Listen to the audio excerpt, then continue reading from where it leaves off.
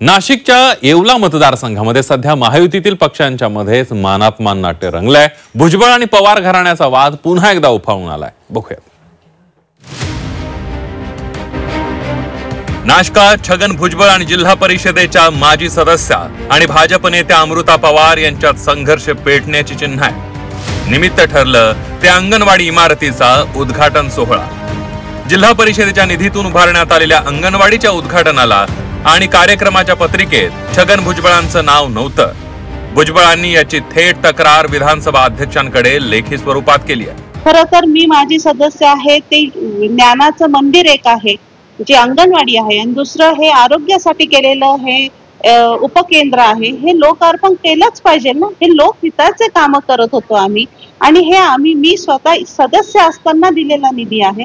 त्यामुळे त्यांचा अवमान करणं हे मला तरी वाटतं हे तसं काहीही त्या मागचा हेतू नव्हता, परंतु एवढ्या मोठ्या उंचीच्या माणसाने एवढं छोटं मन दाखवलं याचं मात्र दुःख वाटतं। छगन भुजबळ आणि पवार कुटुंबातला संघर्ष हा काही नवा नाहीये। अमृता पवार या छगन भुजबळांच्या नाशिक जिल्ह्यातल्या प्रमुख कट्टर विरोधक मानल्या जातात। माजी खासदार तसंच माजी आमदार कैलासवासी डॉक्टर वसंत पवार यांच्या त्या कन्या आहेत। गेल्या 2 दशकांपासून भुजबळ आणि पवार कुटुंबातला वाद सर्वश्रुत आहे। अमृता पवार या सध्या भाजपमध्ये आहेत, तर छगन भुजबळ हे अजित पवारांच्या राष्ट्रवादीत आहेत। म्हणजे पवार आणि भुजबळ हे दोघेही महायुतीचे घटक आहेत। मात्र लोकार्पण सोहळ्याच्या मुद्द्यावरून ही दोन्ही कुटुंब आमने सामने आले। माझ्या बाबतीत त्यांची स्पर्धा उगाचच त्यांनी लावलेली आहे। मागच्याही विधानसभेच्या निवडणुकीच्या वेळेला आम्ही दोघेही राष्ट्रवादीतच होतो, तरीही त्यांनी माझ्या कामांचे भूमिपूजन केलेली होती।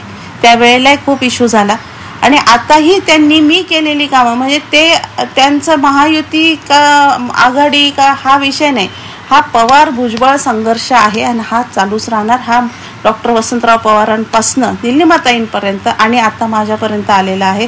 ते काय आम्हाला त्रास देणं बंद करत नाहीये, त्यामुळे हा संघर्ष पेटलेलाच आहे। येवला विधानसभा मतदारसंघातून भाजप नेत्या अमृता पवार निवडणूक लढवण्यासाठी इच्छुक असल्याची चर्चा आहे। हे कृत्य केल्यावर तर मला असं वाटतं नक्कीच त्यांना कुठेतरी ती भीती वाटते आहे। त्याच्याशिवाय एवढी ऍक्शन त्यांनी घेतली नसती आणि तशी भीती असेल तर त्यांनी ती बोलून दाखवावी। पण ह्या असला काही त्रास देत असाल तर मी जरी महिला आहे तरी मी खूप सक्षम आहे त्यांना तोंड द्यायला आणि विधानसभेचं जर कुठून तिकीट आलं तर मी पण ते लढायच्या इच्छुक आहे। मराठा आंदोलनाला विरोध केल्यामुळे आधी छगन भुजबळ येवला मतदारसंघामध्ये अडचणीत आले।